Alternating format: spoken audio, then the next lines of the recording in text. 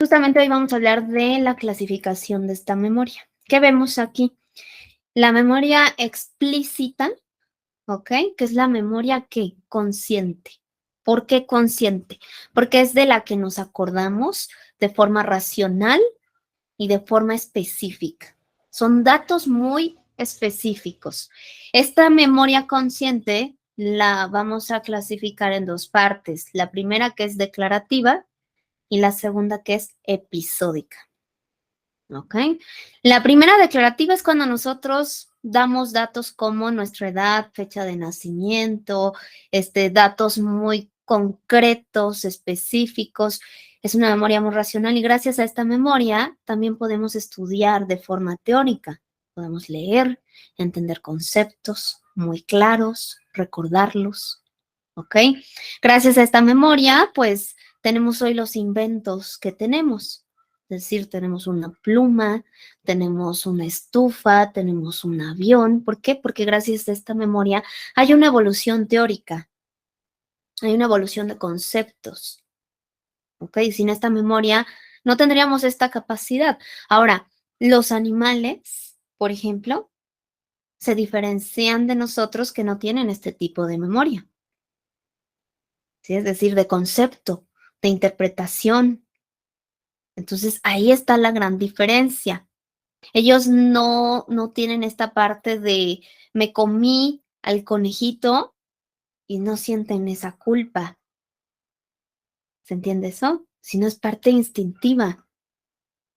¿Ok? Bueno, vamos con la otra, la episódica. La memoria episódica, estamos hablando, su nombre lo dice, de episodios. Aquí, perdón, en la memoria declarativa hay un tono emocional muy bajo. Es completamente objetiva. ¿Ok? Y en la memoria episódica empieza a haber cierto recuerdo de alguna experiencia de nuestra vida. Por ejemplo, ahorita recuerden a su maestra de kinder o de primaria o maestro, ¿sí? Ya sea que sea un recuerdo donde dices, es que esta maestra o maestro me marcó, en el buen sentido o en el mal sentido.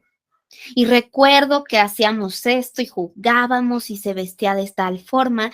Esa es nuestra memoria episódica. Podemos recordarla de forma consciente en episodios con un tono emocional más fuerte. Todavía bajo, pero fuerte. ¿En qué sentido? En que lo recuerdo y me trae a lo mejor una sensación de plenitud, de gratitud o de miedo. ¿Sí? Entonces es esta parte que vamos recordando de fragmentos de nuestra vida. Ahora, no siempre lo recordamos, ¿cierto? ¿Cuándo es que lo recordamos? Cuando a lo mejor vamos a la escuela de nuestro hijo, hija o sobrino y entonces te viene, ay, mi maestra, ¿no? De kinder, de primaria. ¿Cómo es que recordamos?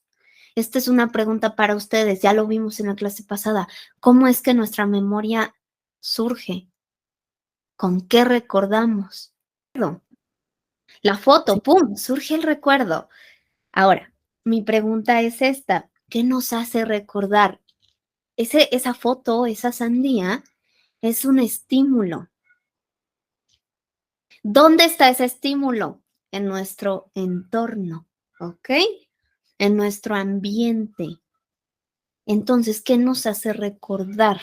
¿Qué es lo que hace que esta memoria esté constantemente en esa navegación? Nuestro entorno, los estímulos de ese entorno, nuestro ambiente. Esto es clave que lo entendamos porque entonces vamos a saber cómo es que funciona esto, ¿sí? Ahora, ese entorno está lleno de estímulos. Esto también es importante que lo sepamos. Lleno de estímulos. Esos estímulos, nuestro cerebro, nuestro sistema nervioso, no alcanza a procesarlos al 100% de forma consciente. ¿Ok? Si no tuviéramos filtros, nos volveríamos locos. No podríamos con toda esa información, con todos esos estímulos. Pero entonces, ¿qué pasa? Hay una parte entre ese sistema nervioso y esta clasificación de la memoria que son filtros, que dice, Esto del entorno es importante, se asocia a esto en este momento y entonces lo mando al consciente. ¿Ok? Esto que estoy percibiendo por acá no es tan importante en este momento, lo mando al inconsciente. Entonces es maravilloso ir entendiendo esto, porque estamos llenos de estímulos. Y estando en una misma sala, teniendo una misma situación, para cada uno, este proceso y clasificación será diferente. ¿Ok? Entonces, la memoria episódica es esto, a través de algún estímulo de mi entorno, del ambiente, estoy evocando esa memoria, esos recuerdos, pero también al ser evocado eso, como les decía yo hace ratito, la interpretación en el presente se va resignificando a cómo era la interpretación antes. Y así, ¿ok? Esa es la actualización de la memoria. ¿Para qué nos sirve esto en el ser humano? Es el aprendizaje. Maravilloso aprendizaje. ¿Qué quiere decir esto? Que todo el tiempo estamos aprendiendo. ¿Ok? Todo el tiempo. ¿Por qué? Porque aunque no nos demos cuenta, estamos experimentando, estamos haciendo este intercambio de información con lo que ya tenemos más lo que tenemos enfrente y estamos haciendo un proceso de asimilación. ¿Ok? Ahora, la episódica ya vimos que vienen siendo estos fragmentos de la historia de nuestra vida. También se le conoce como una memoria autobiográfica, ¿sí? Porque es lo que recordamos de nosotros, de nuestra historia y de esa relación con los demás que fue significativo para nosotros. ¿Ok? Esta es la memoria consciente. Ahora vamos a la memoria inconsciente, que es la memoria implícita. ¿Ok? Esta memoria se le conoce como emocional y procedimental. Es decir, esta memoria ya no somos nosotros conscientes de ella, sino que la sentimos e inclusive tenemos patrones ya aprendidos, asociados, que se manifiestan de forma automática y a veces ni nos damos cuenta. ¿Ok? Es decir, llegas a una sala, entras, huele rico y tu cuerpo reacciona con sensaciones, con emociones, con impulsos corporales y tú a veces ni cuenta te das. Pasa, pero no te das cuenta. ¿Ok? Por eso es inconsciente. Ahora, en esta memoria implícita, cuando hablamos de lo emocional, son eventos de nuestra vida, aprendizajes de nuestra vida, que han tenido una carga emocional para nosotros muy fuerte y que se han guardado con esta asociación. No es ni bueno ni malo, simplemente ha sido muy significativo.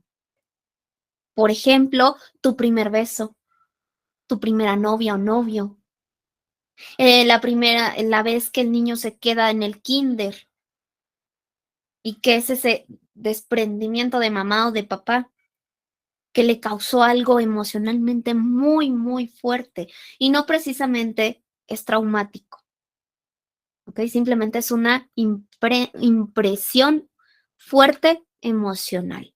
¿Ok? Recuerden algo, por ejemplo, recuerden su primera novia, ahorita su primer novio, su primer beso. Cuando les llegaron a alguien o les llegó a alguien por primera vez y les gustaba tanto y se les llena la carita así como de, ¿se acuerdan? ¿Se dan cuenta? Puede ser que fue hace mucho tiempo, pero ¿te acuerdas cómo se sintió? Esa es la memoria emocional. ¿Ok?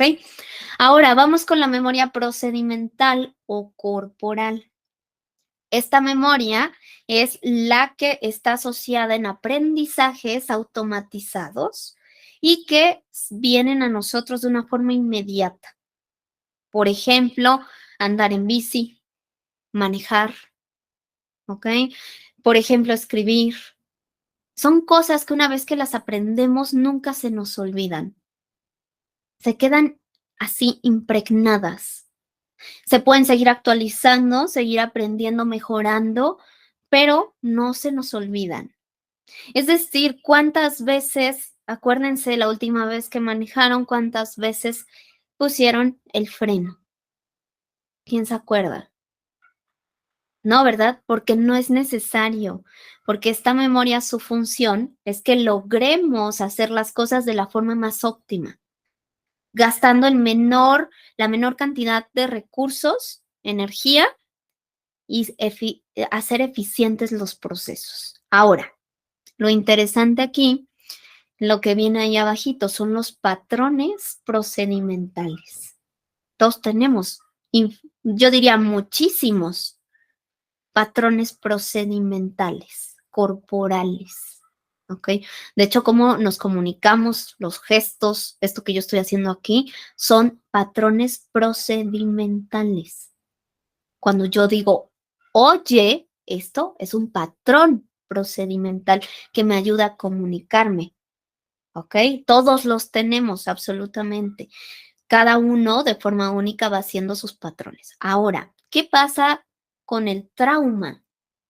Les pregunto, ¿en qué área, con lo que hemos visto la clase pasada y ahorita, en qué clasificación pondrían ustedes a la memoria traumática?